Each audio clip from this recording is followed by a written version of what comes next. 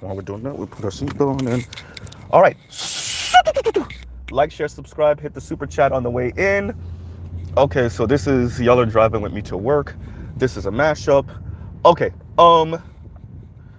so I did get a chance to speak to Dr. Green Gorilla on Charles' channel, and the brother Nameless. Shout out to the brother Nameless. The Nameless protagonist is the one who put me on transmaxing. So like I said, I'm probably gonna be making a video about that. Maybe because I think I didn't even know that Dr. Green Gorilla did a well if I'm not mistaken, I might have heard wrong. I think he said he did a video on it.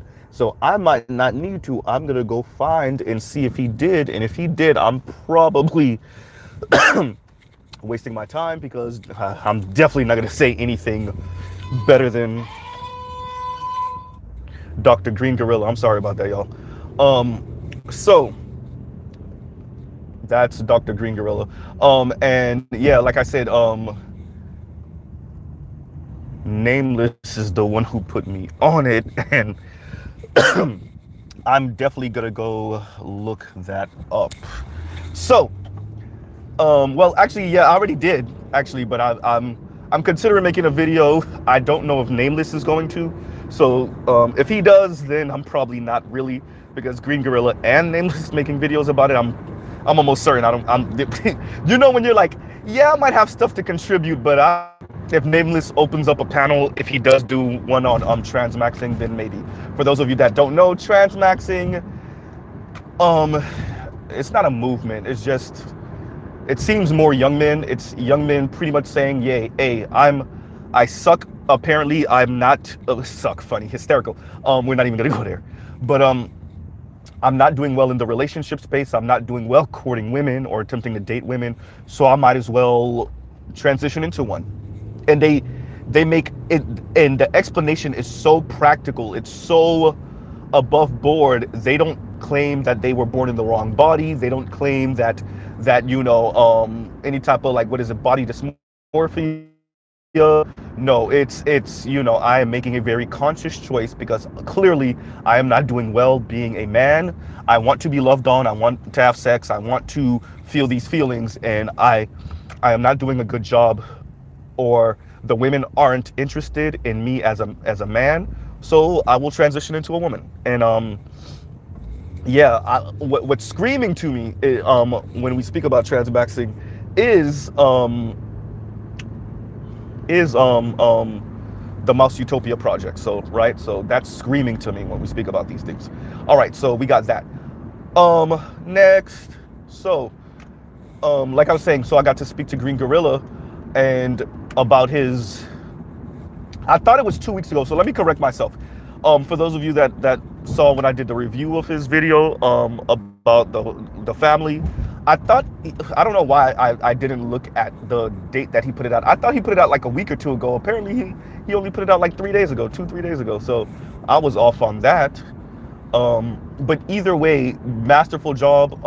Green Gorilla went through and just pulling out receipts of feminists, pretty much like admitting like they wanted to destroy the nuclear family. They wanted to destroy heteronormative concepts of family. They wanted to, you know, and so and this is why I said I give the women just the smallest bit of grace, because your everyday woman got caught up in it too. I'm not saying they're not using the court system. I'm not saying any of that.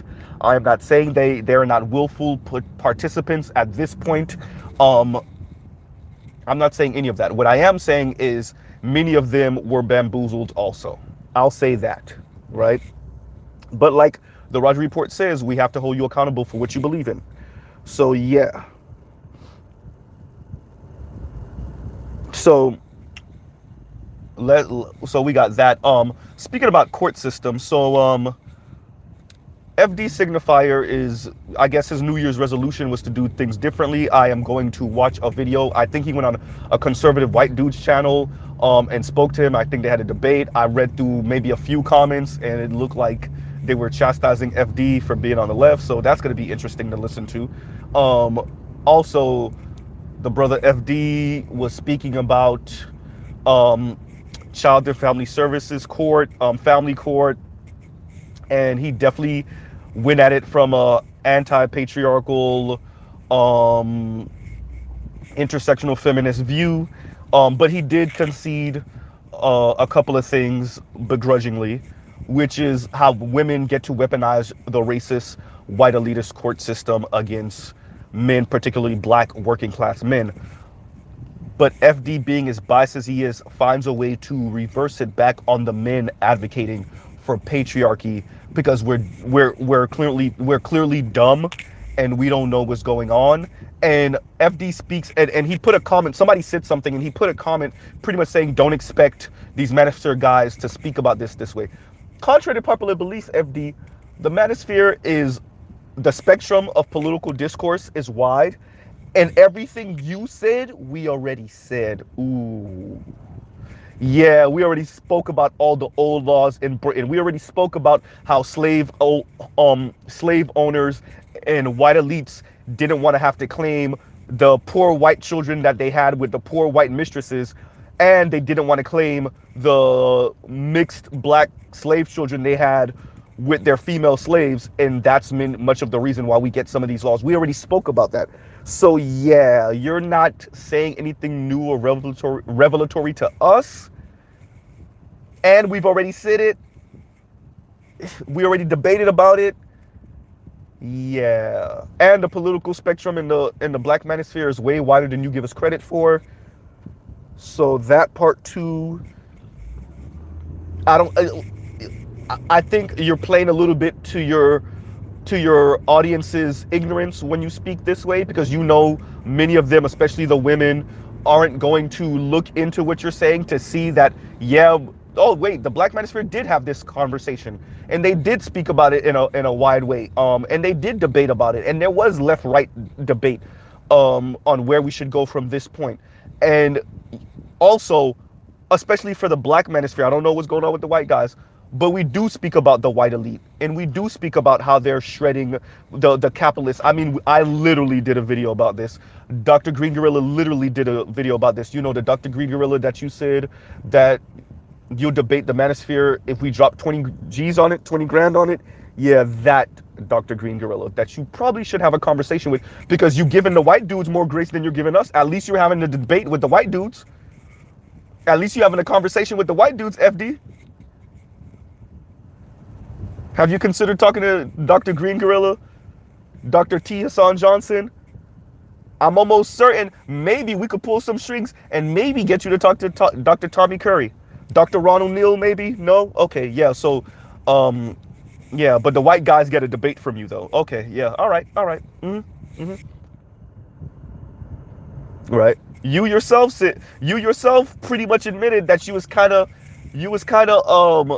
playing with the gloves on, with the kid gloves on, when you covered the black manosphere, the segment you did on divestors. You admitted that you didn't put all the most egregious stuff they said because you didn't want it to turn into a woman basting session. So you're admitting that you skew in the conversation. So yeah, you know, yeah, that part.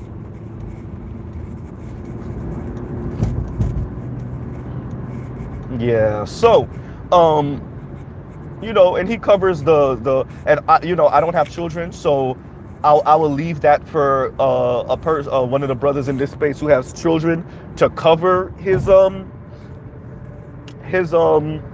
video. It's about maybe 40 minutes long, where he speaks about the family court in the black community. And he admits he has a brother who's going through it now. He admits that he's saying he's not speaking about deadbeat fathers. He's not speaking about the absentee fathers. He's saying it. And even in his own comment section are the sisters and some brothers, but mainly sisters, coming out the woodworks. Well, let me tell you about my dad that didn't want to be part of my life. And let me tell you about my baby daddy that didn't want to be part of my life. FD told y'all he ain't talking about that. So even in his own comments, after he said he's not talking about that, you got these hurt people with black people are hurt. I'm not going to dismiss that. That they can't help it. They can't help it. Look, I need to get this out. I need to tell you about my horrible father, or my horrible baby father, or my horrible ex-husband.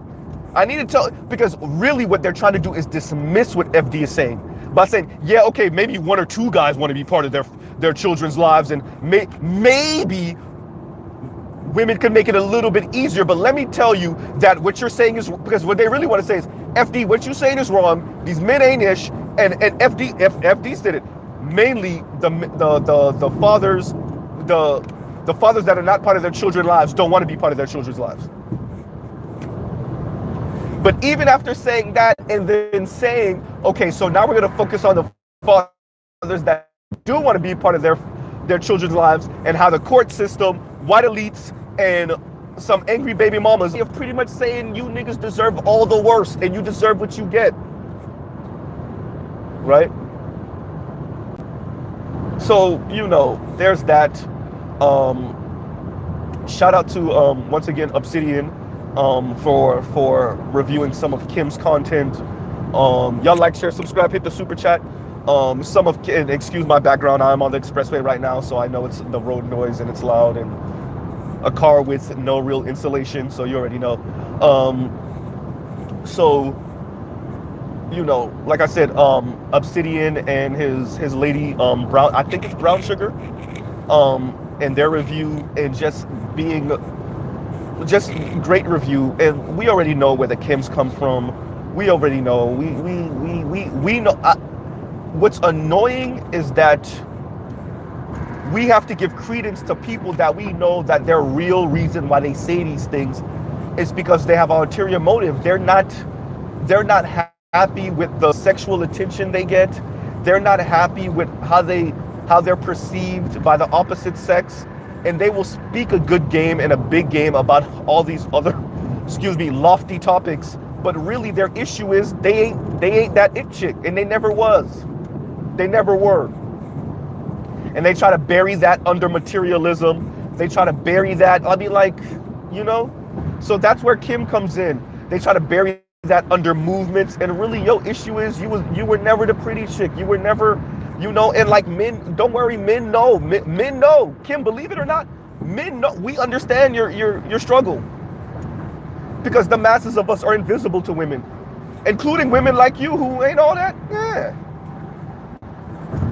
Mr. Z ain't gonna go in on your looks. That's not who I am, but men understand your plight. How women speak about it, like you, Miss Kim, is that that's not your major issue, and you actually play down your sexual escapades or how difficult it is for you not to get a man, but get the type of man you want and to keep him. That's why you sit to Pretty Renner. It is no accomplishment to get a man. On the contrary, women like you have often spoken about how invisible you feel around the men that you find attractive. You've actually, and excuse my background, I think I'm gonna go through a dead zone in a minute. Excuse me. You've actually spoken about how any type of men that you find attractive, and you know, so that's where Ostefco comes. That's not the issue. You'll speak around it. Sometimes you will insinuate it or infer it, but Ostefco went right to it, right? So that's why, right?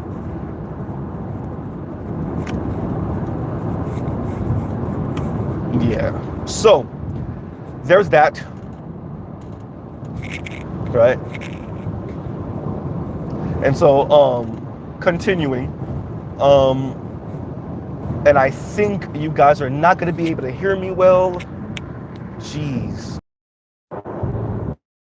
Yep, it's going to continue to cut me off. Oh man, and the light is red, and so that means I'm going to be here for a bit.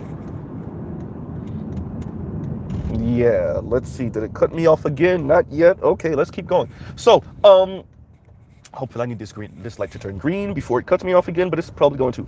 So, you know, we know what the Kims from For Harriet are on. There was something else that I really wanted to bring up. I really wanted to continue on something I was saying the other morning about, you know, these people that advocate for things that the masses of women obviously are not for, but these people advocate for it anyway. And they actually try to shame the women for not being for this, what they call independence, or what they call strong women, or what they call liberated women or free women. I mean, like literally, we just saw that, and that's what I was speaking to. We just saw that with Kim from Fort Harriet speaking to, excuse me, or about Brittany Renner, right? That's literally what we just saw. You see how she insulted her by calling her a pick-me, as if that's a bad thing. Like, what's wrong with wanting and caring what the opposite sex thinks? That part.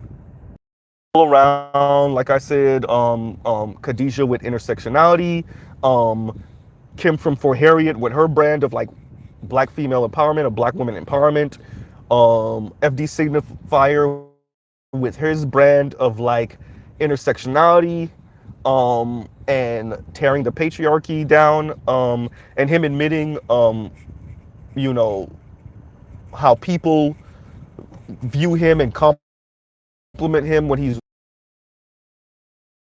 very standard black man, as like being a good and present father, but the negative stereotypes held by many people in society about that. So, you know, we have these people. I think it's good that we're dragging them kicking and screaming to the public square. And I want to say this.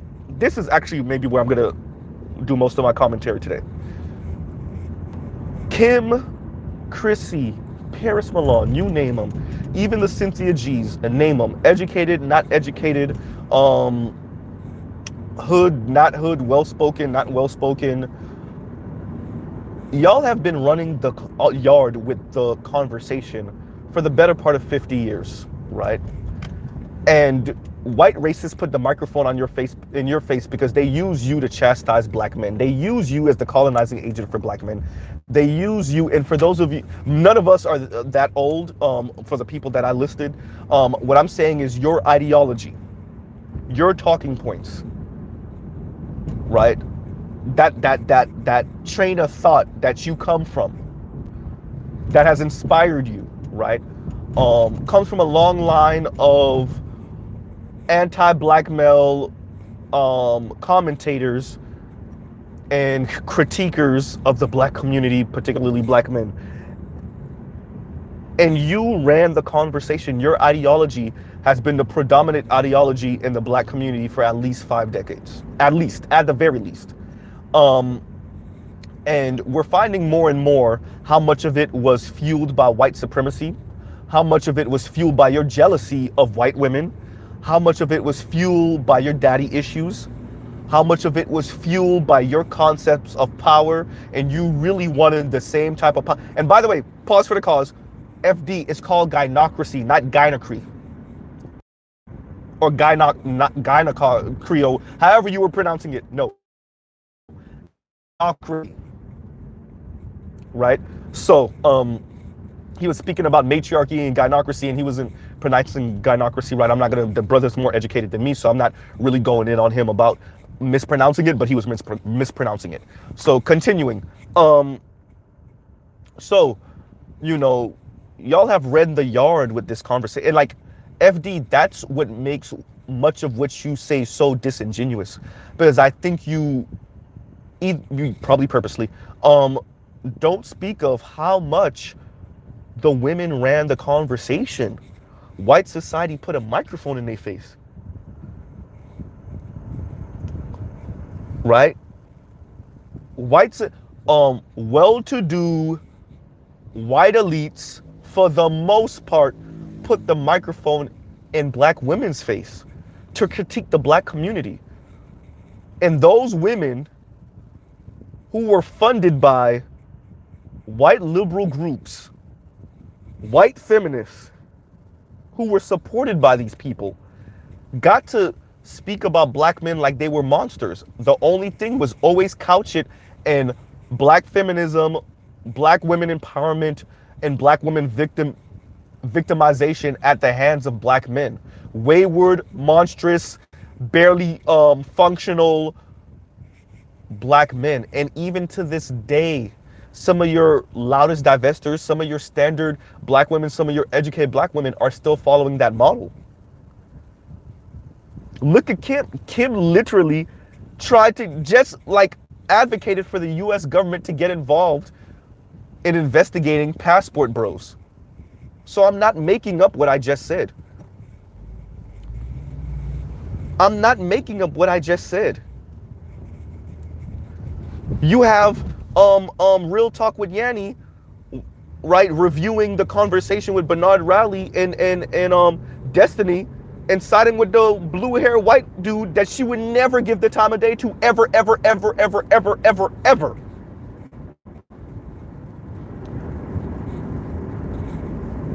So using the white boy as a weapon against black men.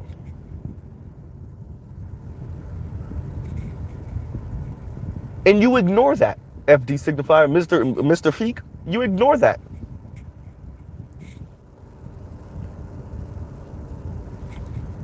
Right? And it's always, well, and this is what he said on his video about, you know, the black family court, like how black men and black women both get it wrong about the black family. I think that was the title, something along those lines, right? Or family court or something along those lines. Black men and black women both get it wrong. And you continue to do that, which is like play down how the women interact with the system, right? Play down how, like, train tracks, right? Play it down, right? And if you want to give them the benefit of the doubt, then you can do that, but and say it, but you're playing down how they interact and how they knowingly, once again, knowingly use the system against black men, knowing the racism of the system, the anti-blackness of the system, and the anti-maleness of the court system in particular. And the way you were speaking was as if the court system is functionally anti-black man because it's anti-working male, because it's pro-elite white male. Understandable. And the women know it, and they use it against their baby's fathers and their ex-husbands.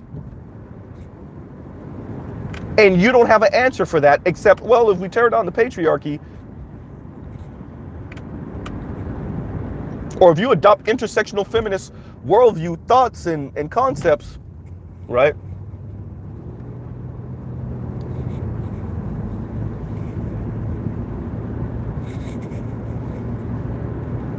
Like I said, the women are already telling you they're not with it. They're not with it. They're not interested. They are not interested in what y'all are selling.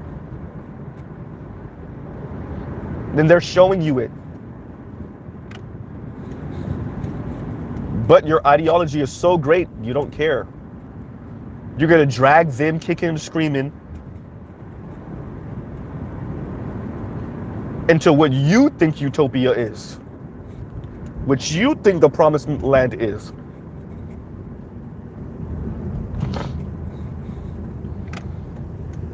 Right?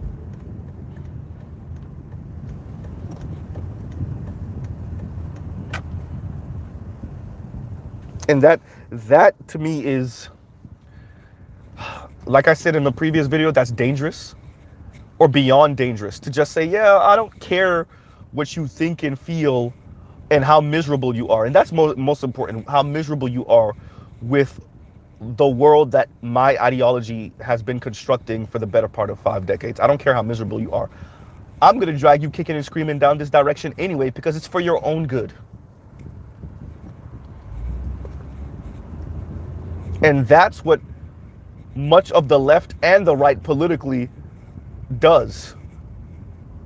I have an ideology. I don't care about the practical applications of this ideology. I'm going to drag you kicking and screaming and throw everything at the wall until it sticks. If nothing sticks, then I'm going to blame you for not adopting the ideology wholeheartedly, and that's why the things didn't work. The left and the right both do that. It's not that this was never gonna work. It's that you didn't do it the right way. That's why it didn't work. Right?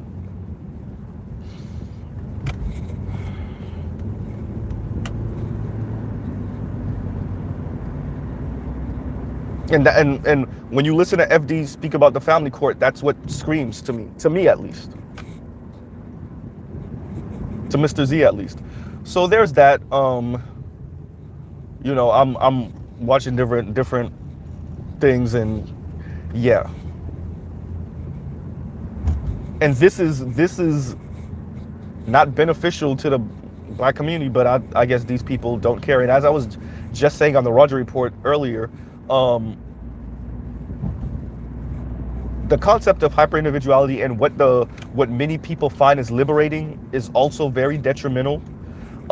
Many of these people speak a good game about community and community uplift and responsibility of black men, when really what they're asking for black men to do is be cleanup men.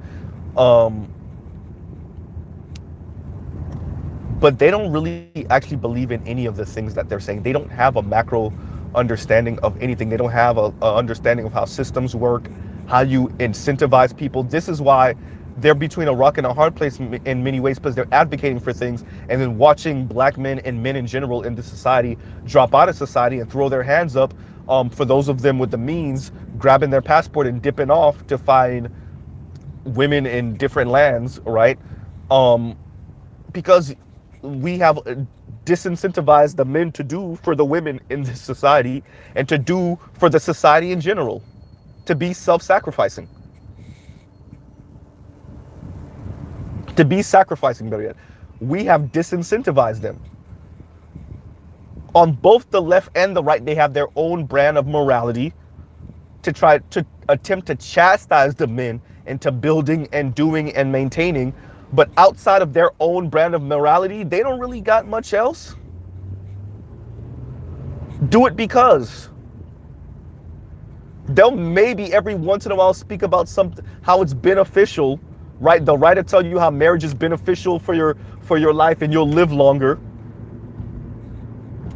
And the left will tell you how dropping patriarchy is beneficial for your life because you'll be less aggressive, you won't have all these responsibilities, or at least you won't put all these responsibilities on yourself. And all of that is a bunch of crap coming from the left and the right, and they both know it.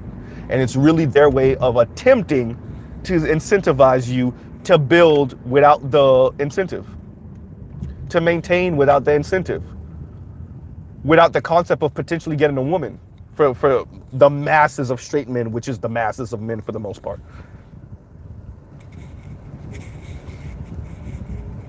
Particularly the left. The left does not know how to engage with women not wanting or not interested in 80% of men for the most part, because they put women in the position to have these whimsical, insane concepts of providership. They don't know how to engage with that. They don't know how to engage with that except telling the men, well, if you would just drop patriarchy, what? Then I could be gay? Then I could be non-binary, and that way I wouldn't worry about what the women, I wouldn't worry about women? Is that the catch? That if I drop the concepts of patriarchy, and I drop the concepts of the whatever you call this heteronormative society or this heteronormative brainwashing or whatever you call it, then that would be good for me, because then maybe I wouldn't be heterosexual, and then I wouldn't worry about what the women are saying and thinking and feeling. And I wouldn't worry about having sex with women, and I wouldn't worry about heterosexual relationships and the dance between men and women. Is that what you're saying? Could you just come out and say it then? The first step is us getting you to drop your concept of manhood and masculinity and patriarchy, and that way then you won't worry about what the women are doing, and you won't worry about women, and you won't be attempting to get women, and then that way you can maybe open yourself up to same-sex relationships and different performance of manhood, which, you know, in our society what we would traditionally consider feminine, and then yeah, then you wouldn't be so mad or annoyed or have a problem with the women, because you wouldn't care about the women, because you would be in a relationship with a dude or trans woman, right?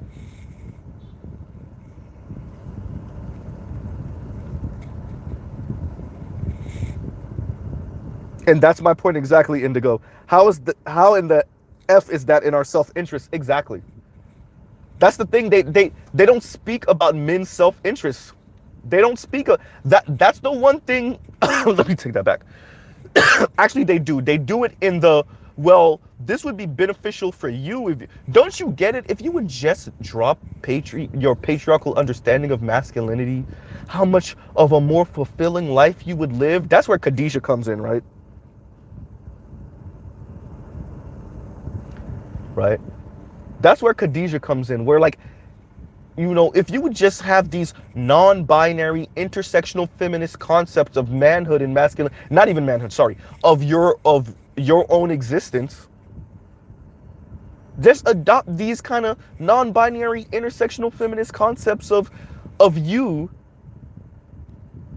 So if translation, if you thought about these subjects the way I thought about these subjects, if you felt about these subjects the way I felt about these subjects, then you would be better.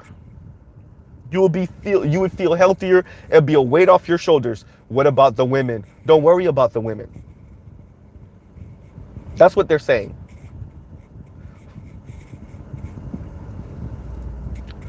And what Green Gorilla has presented to us a couple of days ago says as much. White feminists straight out saying, yeah, we got to kill this nuclear family and we don't care what the women are saying about it. We definitely don't care what the men are saying about it, but we don't even, the same women we claim to advocate for, we don't even care what they're saying about it.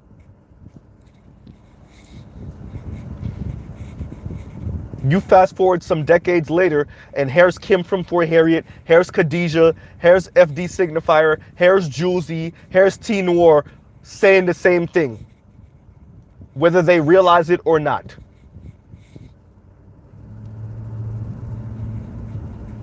And I'm stressing that to say, I know for many of them, they don't care what the men are saying, but I want to stress the part of these old school feminists saying, yeah, we're going to drag the women even kicking and screaming into this ideology. We got to find a way to distance the women from the men,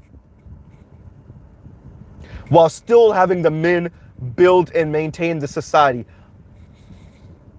Their issue over the past few decades increasingly is attempting to incentivize the men to build and maintain without any promise or any way of alluding to sexual access to the women. That's been one of their biggest issues over the past few decades, increasingly. How do we get these men to build and maintain with them knowing that still probably won't grant them access to the women? And we're not talking about the top 20% of men in looks and resources, et cetera, in charisma and personality. No, we're speaking about that bottom 80%, bottom 75%.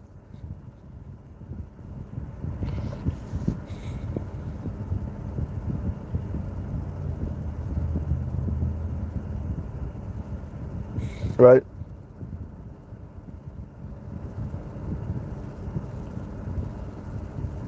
And that's why I reviewed that video from Green Gorilla. Masterful job.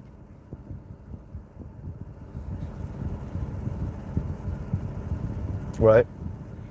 And FD Signifier has 2 sons. Let's see. Although FD Signifier is more upper middle class, so there's certain plights in certain conversations and certain ways of being insulted that his 2 sons will maybe not have to go through, particularly from black women. But he does still have 2 sons, and he's going to have to witness how his worldview plays out in his sons' lives, and his 2 sons in their life. That's going to be interesting.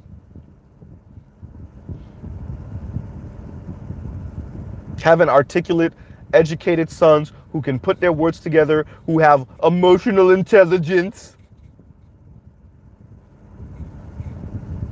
and watching them in the dating scene and them calling you with horror stories.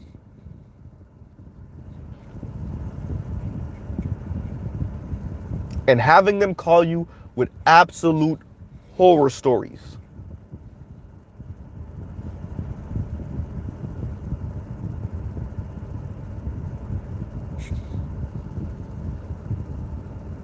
And how the women they're in class with would talk a good game with all this feminist language, and when they go on a date with them, all that feminist stuff is out the window because they're not turned on by that stuff in reality. And FD actually knows that. Maybe the women don't know it, or they do know it, but these content creators in particular I'm speaking about, but FD definitely knows it. He knows it.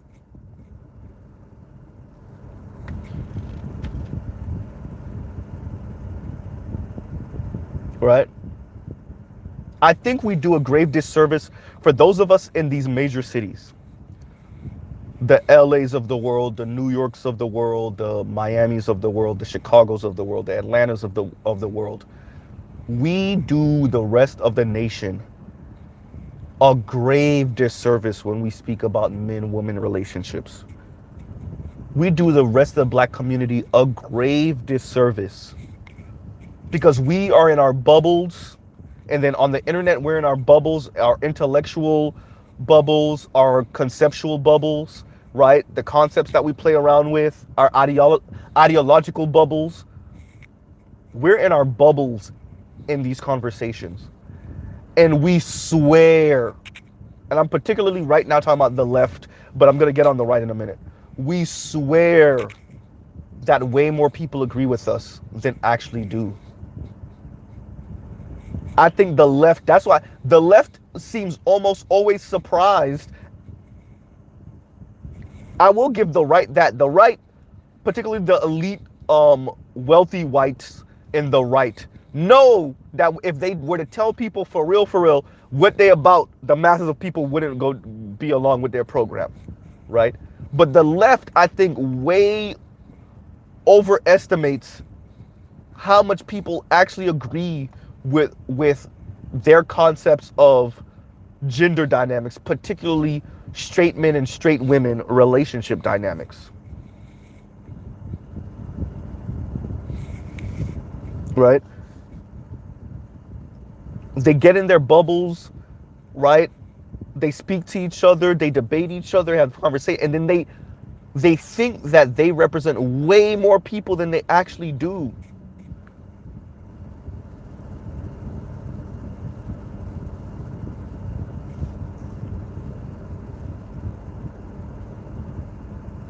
Right?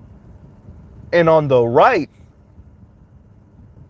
they think you could just smother everything with some type of religious concept of morality and some pull yourselves up by your bootstraps and striverism.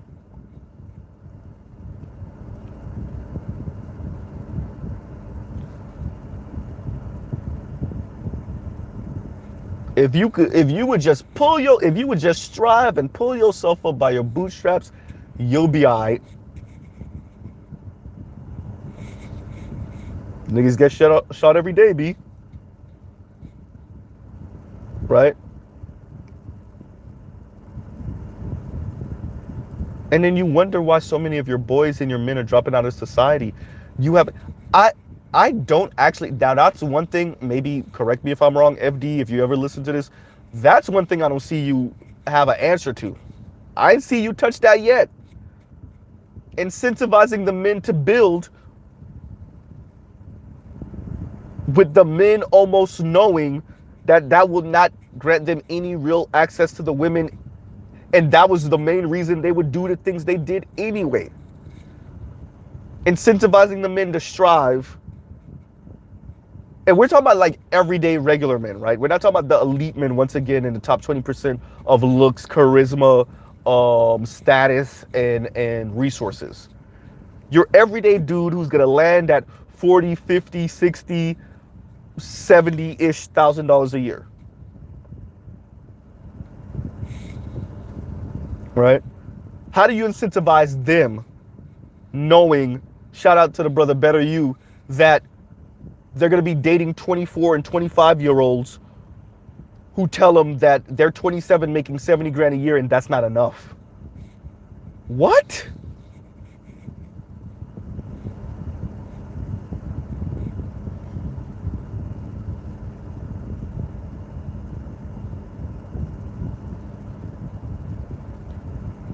And FD said he know he could blow his channel up if he starts heavily focusing on him and his sons and being like that the good involved daddy YouTube channel. He could that's a good moneymaker. You know what else would be a good moneymaker, FD? Just I'm not even telling you to go down the Kevin Samuels route. You couldn't. But if you would just open a lineup to speak to the women and to have them start talking about building with men, black women in particular, just have your notes to the side, all the numbers to the side, and have the speak to the women about family formation. Better yet, you don't have to use no manosphere talking points, although you will be forced to. You will be forced to. Just speak to the women about family formation, FD. Have an episode where you speak to the women about money, family formation, relationship dynamics, and see how quick you get to oh man. Now you won't openly say it. Goddamn loud ass GTR. You won't openly say it, but you be thinking it. We had him already. We had Kendra G. Right? Rebecca Lynn Pope has proven to be a bit of more of a flip-flopper, but we had Rebecca Lynn Pope. All these people, those are women. Those are women that were like, oh, what are these men talking about? Nah, for Kendra G to Kevin Samuels, this problem, that problem, this problem. Created her own channel, started speaking to the women, realized how right Kevin was.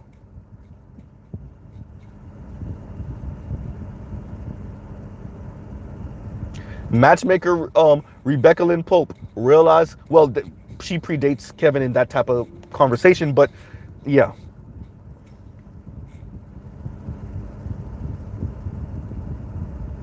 And you're telling men that if they adopt a more intersectional feminist concept, that their relationship with those type of women, with women in general,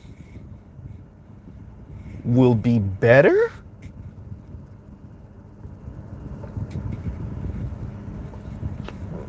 And your evidence is what? Your small bubble or circle of non-binary black women? Of intersectional feminist non-binary black women?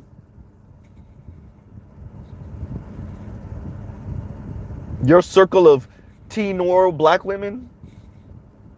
Kim from Fort Harriet black women? No, let me take that back, because Kim from Fort Harriet told you she ain't dealing with no blue-collar brother.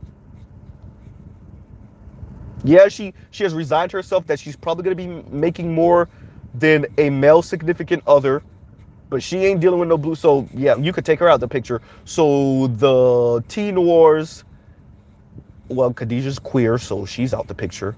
Yeah, and black men are supposed to do what with that?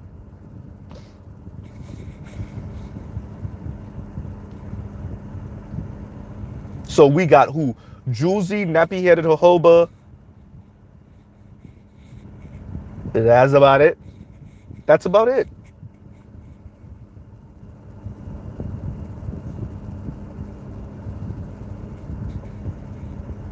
Right? And thank you, Trill. Hell, Iyanla Vanzant, you said ran off her show. So we see Iyanla Vanzant leaving her show because what she actually said, which is she's tired of people, black women, critiquing her hairstyles and the way she dresses and blah, blah, blah. So they kept on Gabby Douglasing Iyanla Vanzant, essentially. But black women's critique of Iyanla Vanzant was she was always yelling and condescending and belittling these people, these black women. Y'all hear that? Their problem with Iyanla Vanzant was always shouting and yelling, and who you talking to like that?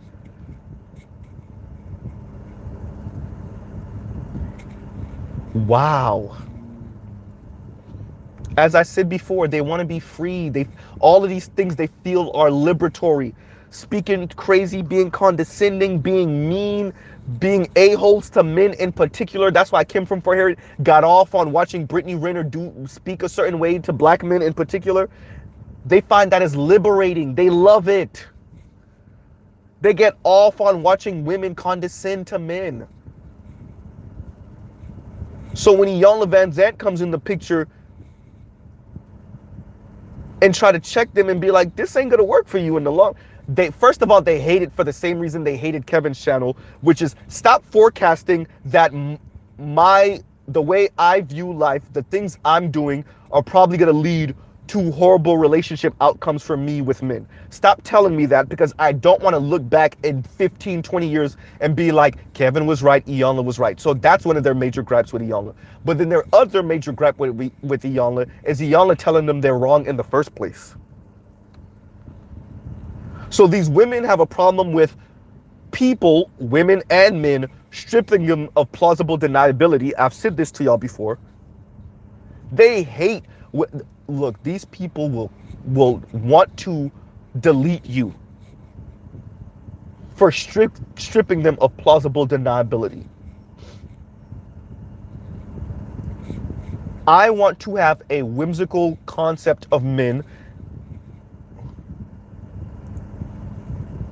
and I want you to entertain it. I want to tell you how horrible my baby father is, and you take that at face value. Don't question me. Don't question how I contributed to the falling of our relationship. Don't question how my child was conceived. Don't question any. Take at face value what I'm telling you.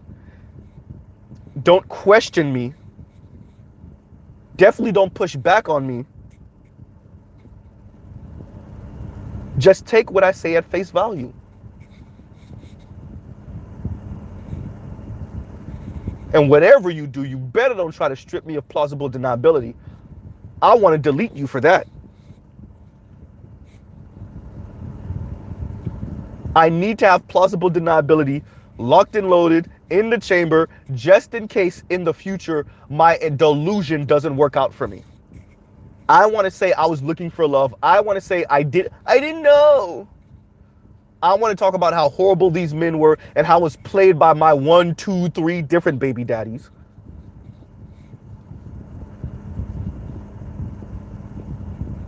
I want to speak about how verbally and emotionally and mentally abusive they were. So whatever you do, don't strip me of plausible deniability and tell me, you know, the way you're moving ain't going to work for you, right?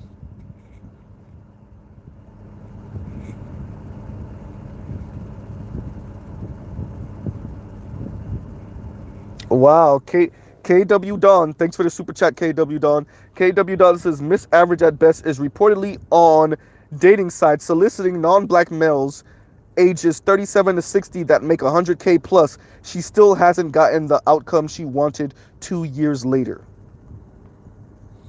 You know, I did watch a recent video for speaking about, well, she might have put it on her Patreon, but saying that she was going to speak about some of her like sexual escapades after she lost her virginity, and she was like, yeah, you know, and I'm not surprised. Like I said, Stefco could be married. Even now, there is a possibility that we could wake up in 2-3 years and Stefco is married, probably to a non-black man. Probably to a non-black man with some years on her in age, let's say that. I want to say significantly older, but I'm pegging more 8+ years, at least 7 years older than hers. Right? But more 8 to 10, maybe longer. So if Ostefco's 38, 39 years old, ended up with closer to a 50-year-old, I could definitely see it. I could see her being married.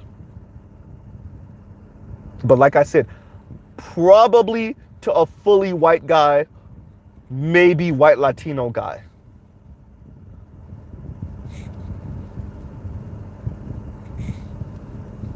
And that's when it'll, thank you, Trell. And thank you once again, KW Don, for the super chat. Thank you, Trell. 50-year-old Brad, 50-year Brad.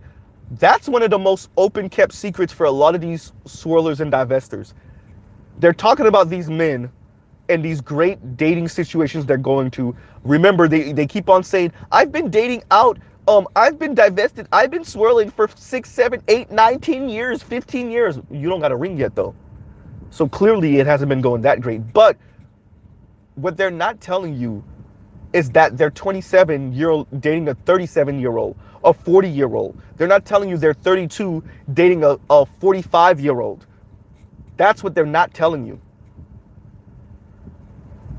They're not telling you they're 39 dating a 53-year-old.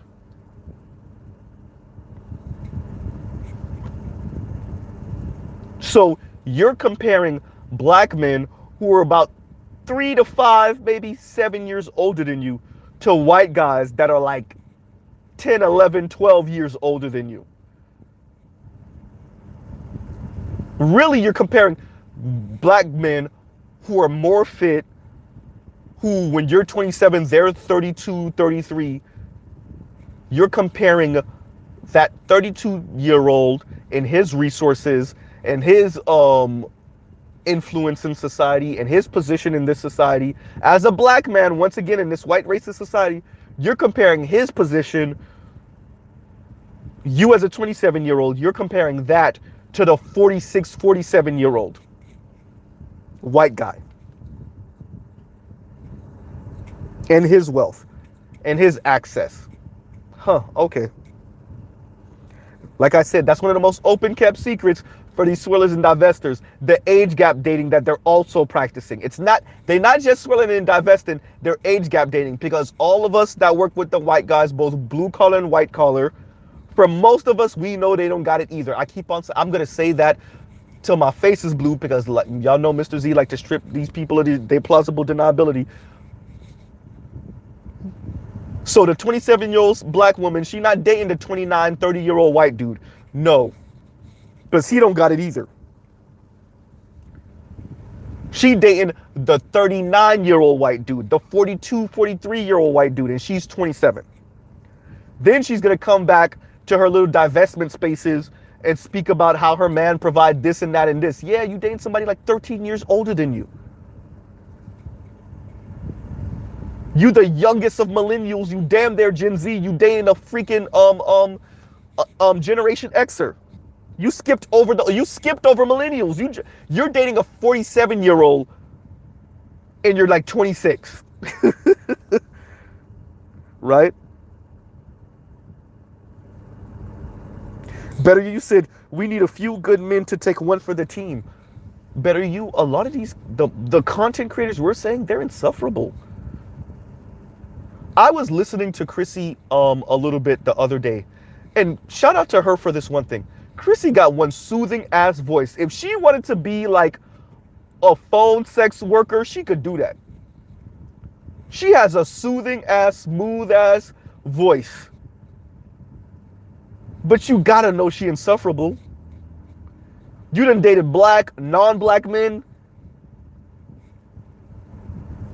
And just a few months ago, you were speaking about how your dating life is trash. It gotta be you. Unless you're hideous. GC said, Z got such bad taste. Stop it. Right? And thanks, Better You, for the super chat again. Right?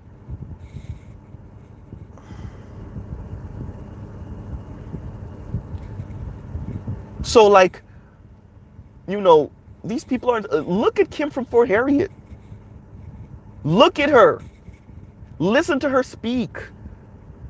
And in what and the video that I reviewed and Obsidian reviewed, she spoke about, like, she knows she's been rude. She hasn't deserved certain people's like largesse and kindness towards her. If you're admitting that for the older folks that have looked out for you, you trying to tell me the men that, and oh no, actually in one of the videos she did admit that she was an a-hole to some of the, and she wasn't deserving of some of the largesse of some of the men she's dealt with. She admitted it. So she's admitted she's been and we've all been there. So I'm not saying that. But Kim act like she evolved from that. No, you haven't. Oh, no, you haven't. Oh, no, you haven't.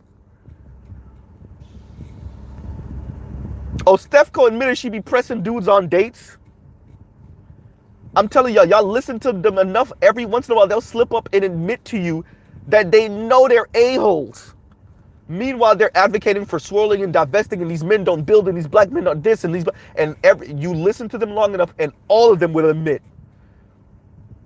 Paris Milan admits she don't listen to her now husband sometimes, and every once in a while she got to eat crow, but she ain't listen to him. Chrissy telling you her dating life was trash, but that was some months ago. We don't know about now. Oh, Stephco telling you she's admitting she pressing dudes on first and second dates.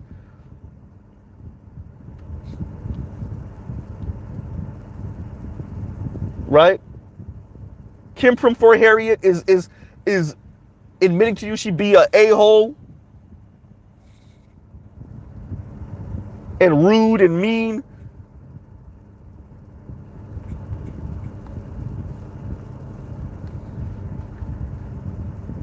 They will admit, you listen to them long enough, they will admit to you.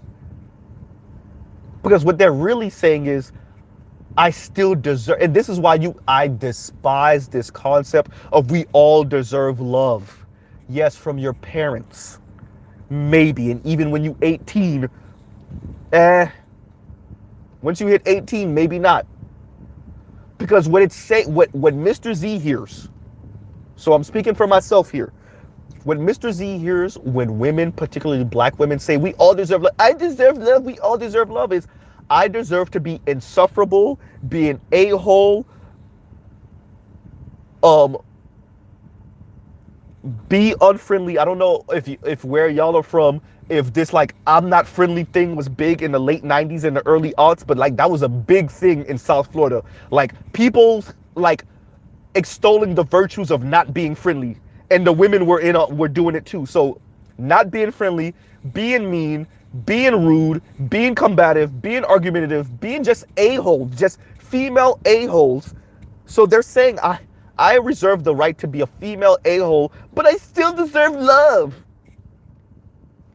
I reserve the right to be insufferable, but I still deserve love. And I don't know about the rest of you, but when Mr. Z hears women go on about how they deserve love, that's what I hear. I deserve to be consumeristic, materialistic.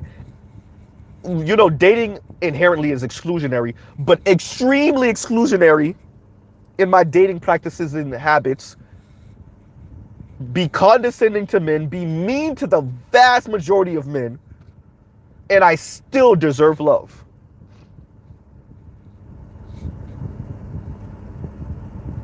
That's what Mr. Z hears when he hears these women rail on about how they still deserve love.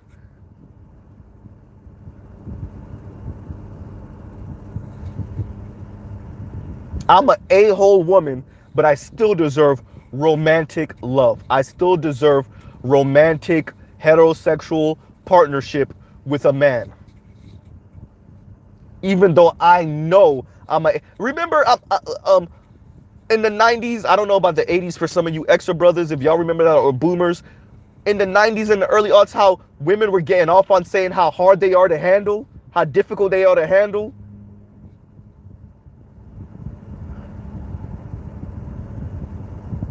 Right? That was the whole reason. That was like they backwards way of like chastising black men who dated outside the race, particularly the white women. They were trying to listen, for all of you Gen Z, y'all weren't here for this, right? Or y'all were too young for this. Many of your mothers, your aunts, your older female cousins, your grandmas, they were chastising black men by saying, you with the white girl plus she easier. Do y'all hear what I just said? They were speaking about that like it's a bad thing. You're with the white girl because she's easier. You dating them white girls because they easier. They said that like it was a bad. Y'all hear me?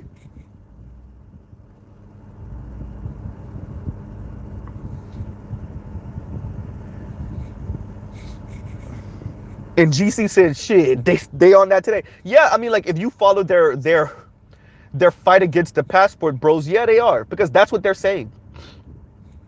Y'all are going over there because those women don't have access to resources the way you do, and you're going to buy them, and because they were raised in more of these traditional family models, they have a concept of patriarchy, and that's what you want. And the men are like, do you hear yourself? I'm trying to pick up a picture, like something like the collective look on our faces of like, do you hear yourself?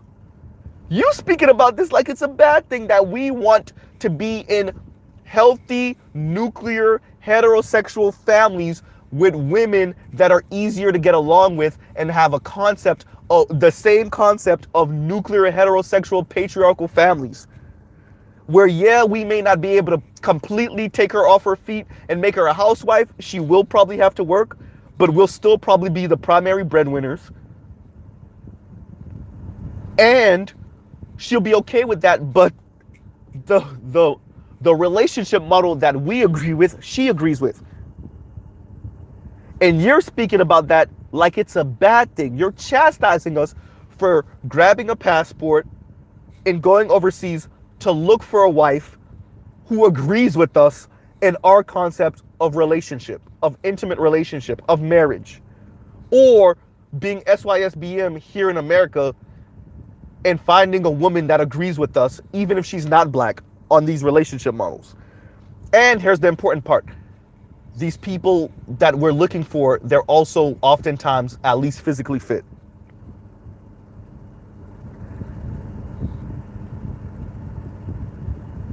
Unlike some of the women that have feminist ideology, they don't have a problem doing something for the express pleasure of their man. And y'all forgot, that's damn one of the feminist tenets, definitely one of the radical feminist tenets. Don't do anything for the express pleasure of a man. And these women in other environments that haven't been hit with full brunt Western feminism, at least not yet, they don't have that concept.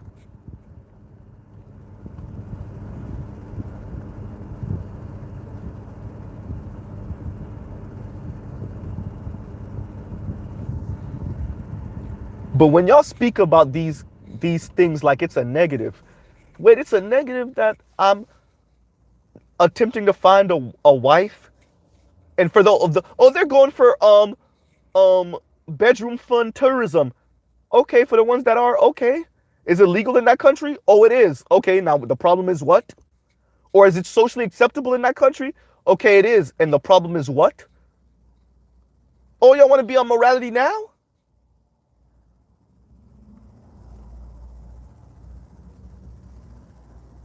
Let me get this right.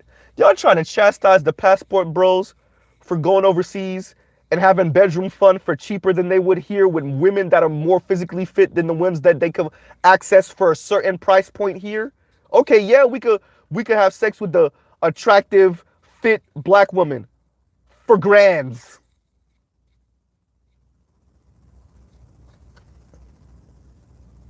Where we could do it for tens of dollars overseas. Huh.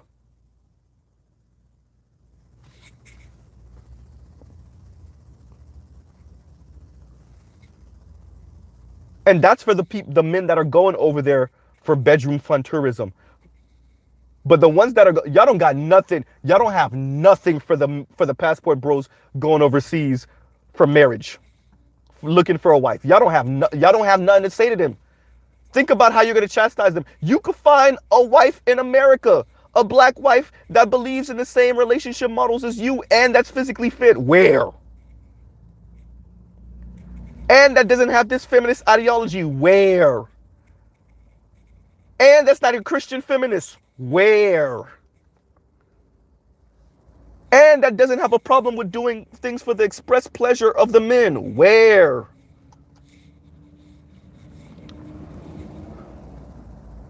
Where?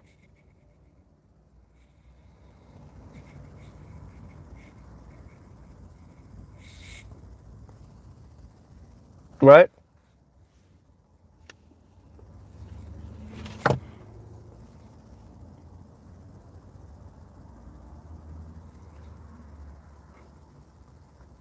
Does it not exist in the black community? It exists in the black community. No one need to say otherwise. It exists. How prevalent is it though?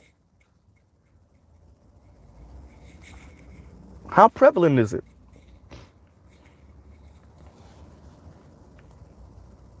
Or is the ideologies in the black community more Kim from Fort Harriet, Chrissy, Teen Noir, Khadijah, at best Julesy and Nappy Headed Hoba?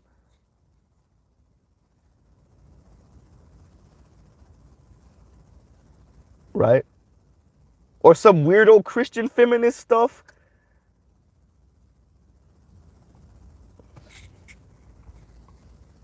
Right? That's what black men see? And you're trying to, man, this passport, bro, you want to, this is going to be fascinating. Watching women rail against passport bros, uh, talk about entertaining. Charles Irby asks, who is this Khadijah lady? Khadijah, what's her name? Bow? Is it Bo or Bow? I think it's Bo, but I think it starts with an M. I think her last name actually starts with an M. It's Mbowe. I think, somebody correct me if I'm wrong. Um, I think she spent some years in her youth in Atlanta. If I'm not mistaken, she's in Canada now. She's been in Canada for much of her life. She's kind of one of these video essayists, 500 something thousand subscribers, um, queer kind of dark skin Senegalese, at least half Senegalese, if not fully, sister, and she has a lot of subscribers, both white and black, and yeah, and she's kind of on that non-binary intersectional feminist black woman kick. So all of the, she has like all of the college educated sisters that think they're better than us are over there. She's just a slightly more palatable version of Kim from Fort Harriet in her ideology. Just a smidge more. But then Kim from Fort Harriet is straight and seems to at least want to prefer a black man. Khadijah, on the other hand,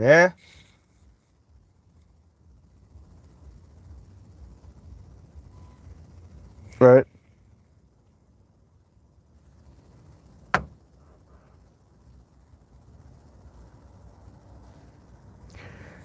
And Detroit says, and thank you for the super chat, Detroit. Detroit says, Miss Archduchess is one of the women, I guess you're trying to say, is trying to take down Austin, and track down Brazilian feminists. She had a interview with her before Tanya TKO. Well, I'm not surprised by that.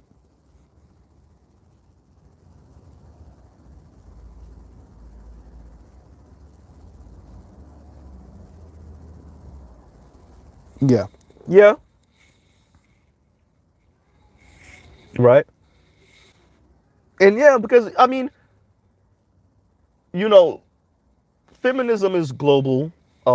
Not as potent as feminism in the West, but feminism is global, and you're going to have these kind of like true believers and some virtue signalers across the planet who want to align with black women's brand of feminism and show they're an ally, and they will be used to kind of go after black men, passport bro black men, who are looking for wives, those who are looking for some cheaper bedroom fun, just black men in general. And yeah, so like I said before, y'all brothers got to be careful in these other countries, because you got to know, you don't know who is, who watches Chrissy. I'm telling y'all, like, when you listen to some of their lives, women are calling from across the planet and say, yeah, I've been listening to you for 2-3 years and I agree with you with this. And then they'll start to throw the black men in their own country under the bus. Right? And then even you have non-black women who do the same thing. And you can hear them making up stories and lying. Yeah, I met this black American man, and he like was speaking about how bad black women are in America, and it just made me cringe. And then they start to extol the virtues of white men. That's what happened on Real Talk with Yanni's channel. A couple of African sisters called in, defecated on Black American men, that go visit their particular home countries, and then started to extol the virtues on some respectability thing of white men. Right? In other words, white men do the same thing the black men do. Some of them come here for wives, some of them come here for bedroom fun, but either way, they come here speaking about business, and they talk about their yachts, and they talk about, and it's like, wait a minute. So they in other words, they have more couth and more class, even though they're doing the same exact thing. Once again, women of color giving the white boys passes because they white, but just not wanting to say I'm giving the white boys passes because I have internalized anti-blackness, anti-Latina, anti-Asian sentiments.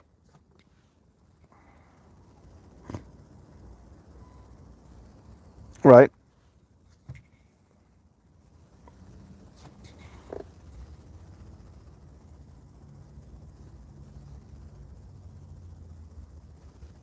And Charles Irby said, Mr. Z, early 2000s, I used to be on Pal Talk, and Pal Talk Somali women living in the UK would speak disparagingly of Somali men. I was disgusted by it. Of course, man. Of course.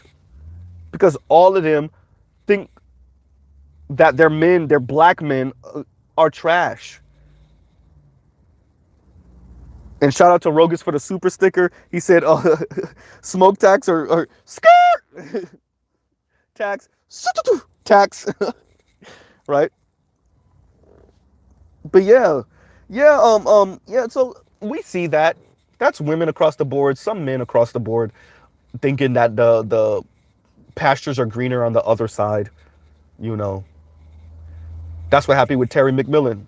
These black American men don't appreciate a strong black woman. I'm gonna go to Jamaica and find me one of these younger dudes that, oh crap, he's gay. Whoopsie. That's the divestors now. All across the planet. The divestors and swirlers, that's them now. Latino men build. Asian men build. You realize that Asian men are still poor in mass, right? Particularly in China. You know they don't got no money like that, right? Like, yeah, China has the second largest list of billionaires, but you realize, like, the masses of Chinese dudes you would not want, right? The masses of South Asian men, particularly in India, you would not want, right? You know that, right? You know the masses of Latino men in Latin America, all across South America and Central America, don't got no money, right? The ones in the Caribbean don't have any money. Dominican Republic, Puerto Rico, you know that, right? Cuba, you know that, right? When you say build, what are you talking? Okay, in the West, you realize that the majority of American Latinos are Mexican and Mexican descent, and they don't got no money like that, right?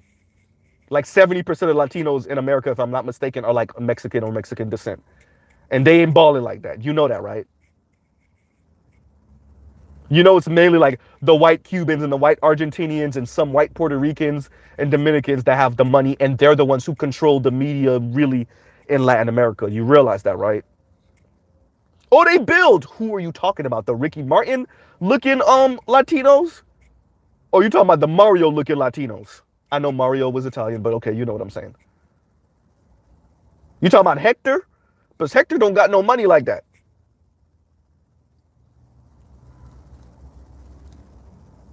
Or you talking about the handful of South Asians coming over here with H-1B visas who won't even blink in your direction as a black woman. But they build. You don't know what you're talking. Or you talking about the masses of working class white men who over the past decade or so been leaning all over the Midwest because they've been losing jobs. Well, it's actually been longer than that. They've been losing jobs left and right, and they're prescription drugging themselves to death. You mean those men?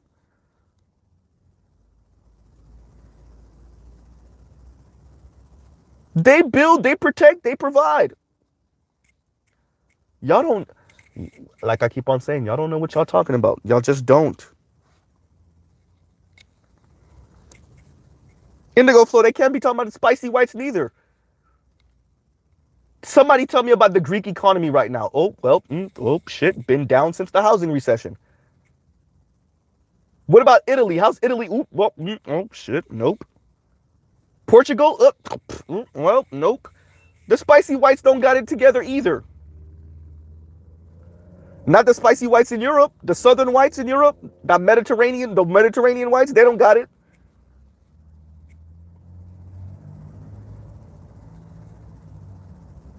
So, nope. Ask Yanis Varoufakis, the former Greek finance minister, how much if Greek dudes are balling like that. Last time I checked, Italian dudes were staying at home with their parents well into their 30s, not getting married, not having children, because they don't got no money like that. This is also why you see a rise in like that kind of extremist, far right, racist culture coming from these societies, because they don't got nothing. That's also why you see that football hooliganism in those places, because that's all they got is to swear by some type of football team. I mean soccer when I say football.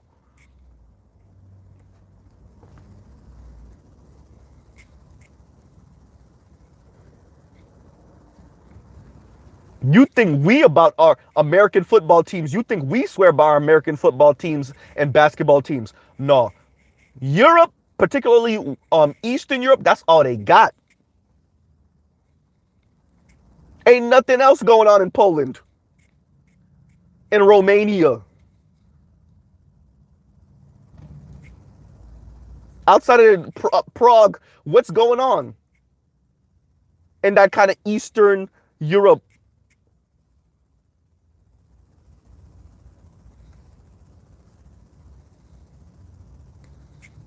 Man, these women, and notice you notice I skipped a whole area of the planet. I don't even want to mention Middle East and North Africa. I don't even want to mention y'all. Ain't no point even mentioning them. You know they don't F with black people in that area. Because Arabic slave trade, Middle Eastern slave trade predates transatlantic slave trade by some millennia. You don't even want to know what the Arab dudes think about black people and black women in particular. Go ask Black Mind about that. Shout out to the brother Black Mind.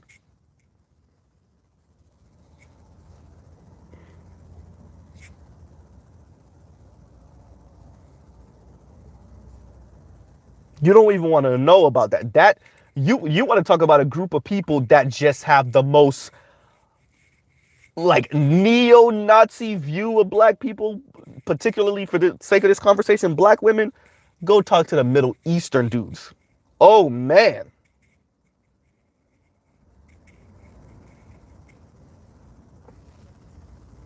And yet black women talk about who build. Who builds? Wait, the Kurds got money like that? They're still trying to fight for a state. In northern Iraq. Y'all forgot the story about the Kurds in northern Iraq?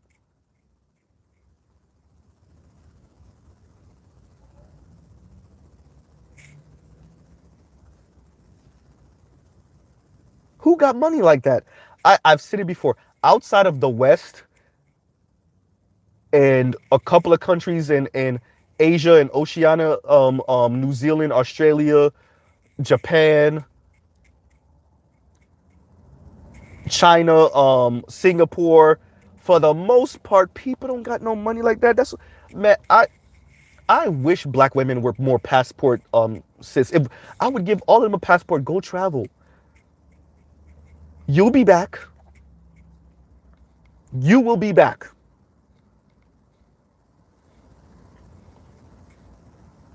Because those human rights laws is going to put a foot in your rear end, because they don't got them overseas like that, outside of the West.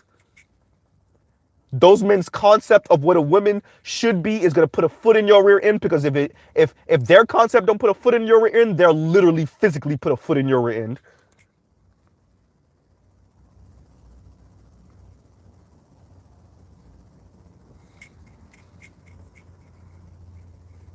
So yeah, these ladies don't know. They don't know what they talk. Real talk with Yanni, Paris Milan, Chris. These other people build. Excuse me. Y'all, for some of the AOS sisters swearing by Nigerians and stuff, the mass of Nigeria is poor. I don't know if your African friends are telling you, your Nigerian friends are telling you, Nigerians back home don't got it like that. 250 different identities in Nigeria. They over here stealing oil from pipelines. And I'm, by the way, for all my Nigerian brothers and sisters, I'm not chastising y'all. I'm saying I don't know how many of y'all are being honest with Black Americans and Black American women about what's going on in Nigeria. And that maybe you and your family got it like that, but Nigerians in Nigeria do not have it like that.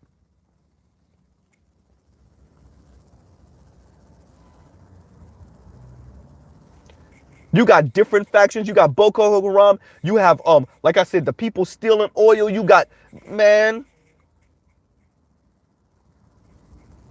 And this is like one of the top 10 most populous countries on the planet. The corruption in Nigeria. And y'all let 80 of us women, oh, the Nigerian men, they do this and they have this family concept and that, this and that and that. Y'all remember when they were saying that about the different Latino groups? Then you find out Latinos over here in America, I'm sorry, Latin Americans have a birth out of wedlock rate of 50% in America. And in different countries in Latin America, they have a 50 something, 60 something, up to 70% out of wedlock birth rate.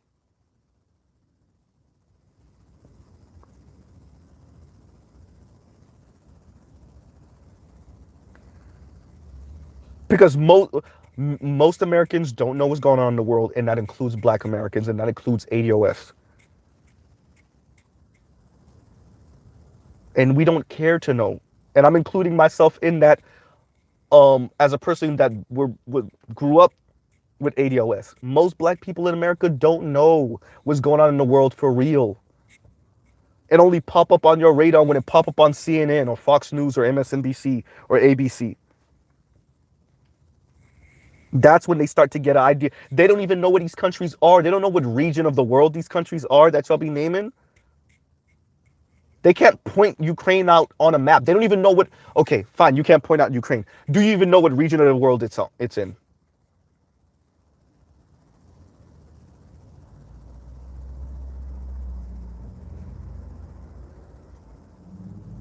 We've been talking about Japan and the rise of Japan since the 80s. They don't know where Japan is on a map.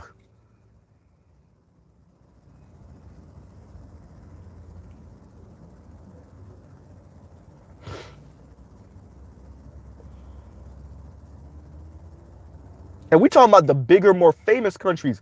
Don't ask them about nothing about Cambodia or Burkina Faso, or name them.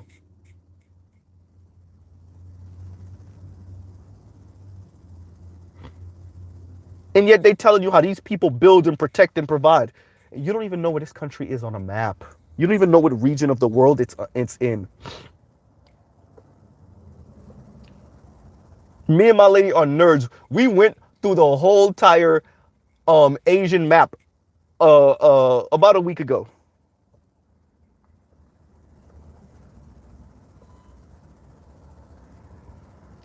Right?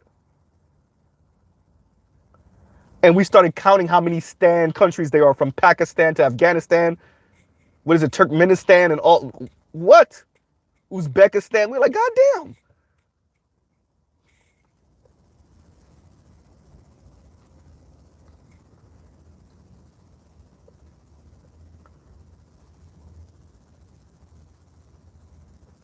And yet they tell you, oh, these people build, these men build. Y'all don't even know the difference between the Indians, the Pakistanis, the Sri Lankans, and the Bangladeshis. Y'all don't even know. Y'all don't even know.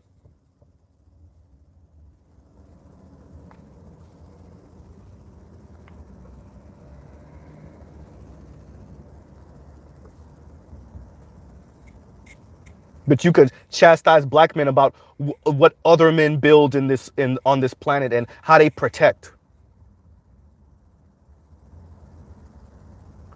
Meanwhile, like I posted in my community chat, it's way further down. How many of these countries have birth out of wedlock? Like I said, 33% and higher, a third and higher.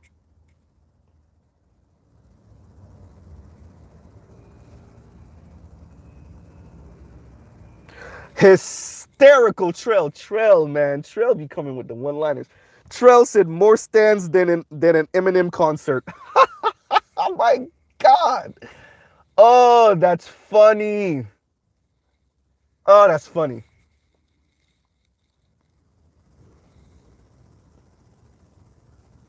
That's hysterical.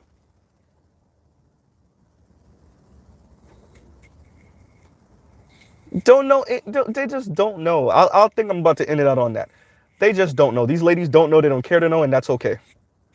But then stop chastising black men about what they don't build. You don't know what's going on nowhere else. You don't know what's going on anywhere else outside of the black community in America. You don't even know what's going on in these other communities in America. You don't know.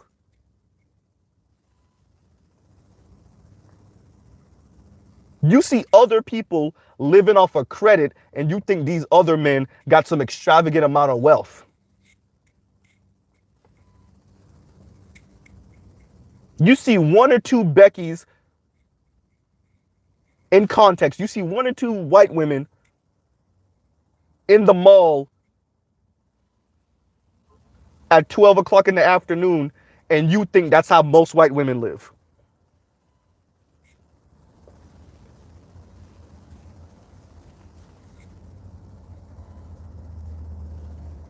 You see a couple of Asian women, Chinese women with new wealth buying super expensive high heels in the mall, and you think that's how Asian women are living, and Asian men just got them living so super plush.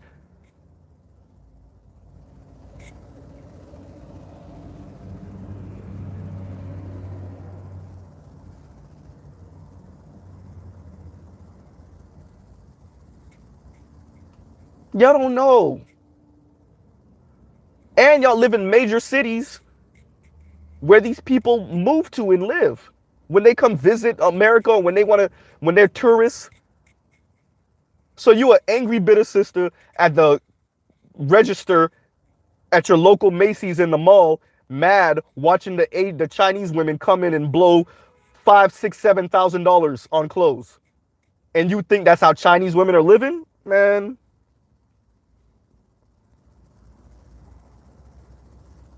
You watching the Argentinians with their corrupt ass money, for many of them, come buy stuff, and you think that's how most Argentinians are living?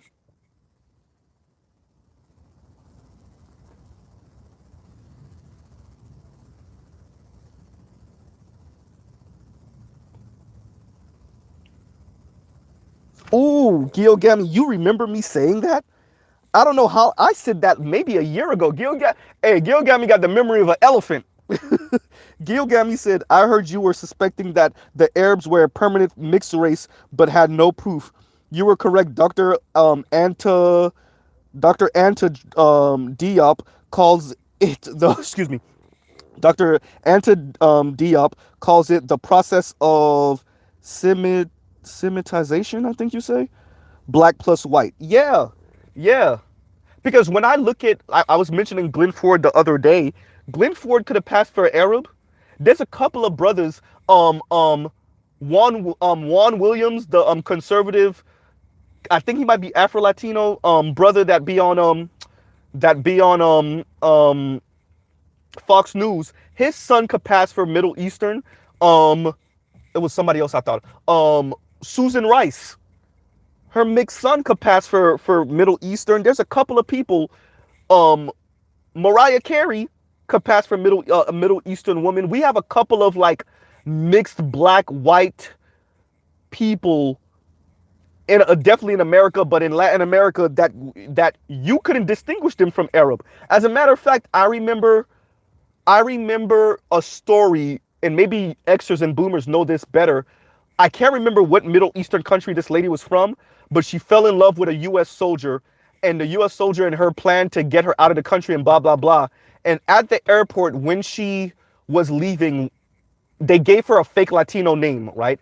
And the guy that was kind of carding her or whatever said, wow, you look like one of us. Because there are Latinos, especially the black, white, who we would call mulatto, that look Arab. Right? That's why even sometimes, because we know the Asians crossing over the Bering Strait and eventually they become indigenous folks in America. But that's why sometimes you ever notice some of the indigenous white mixed Latinos look East Asian, right? Because all the white ancestry did was lighten up the skin tone. So that's why some of them really be looking East Asian. You'd be like, oh, look at this Chinese person, and they start speaking Spanish, and you realize they're not one of the Chinese that moved to Latin America, because there is like a Chinese Mexicans, but no, they're like way back Latinos, right?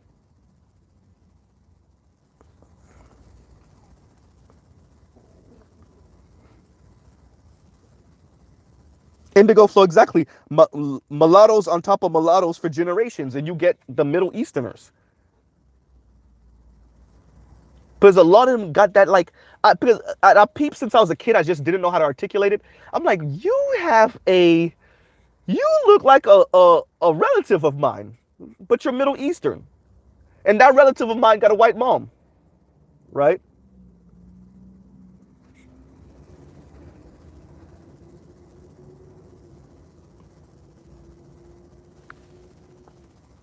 So yeah, so I'll end it out there. Like I said, these people don't know what they're talking about half the time. I'm not talking about the Kims. Kim know what she's talking about. She just has a horrible agenda, and she's going through whatever she's going through.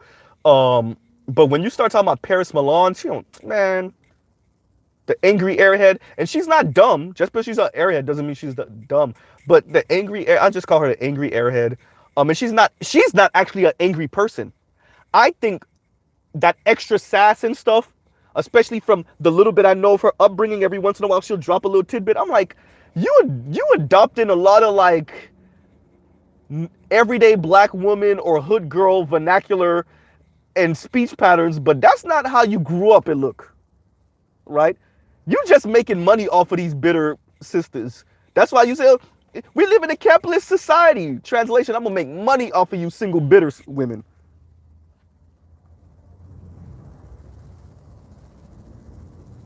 Right? But yeah, some the Julesies and the Kim from Fort Harriets, they know. Chrissy kind of know, right? But for the rest of them, yeah, they don't know. They don't know. They just be talking. Especially their subscribers, they're just talking. What have black men built? These other people build. Who? Like I said, median income for men in America, some 40 grand a year. Let's say 45 to be nice. That's not just black men, that's men in America. Y'all don't know what y'all talking about. So, I'll pause right there, truly. Love, peace, and chicken grease. All right, y'all. Mr. Z out.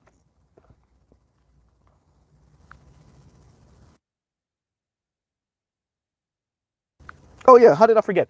Go check out other Black Manosphere content and other non-Manosphere related content. All right, y'all. Y'all don't want to sound like these crazies. All right. Y'all have a great day.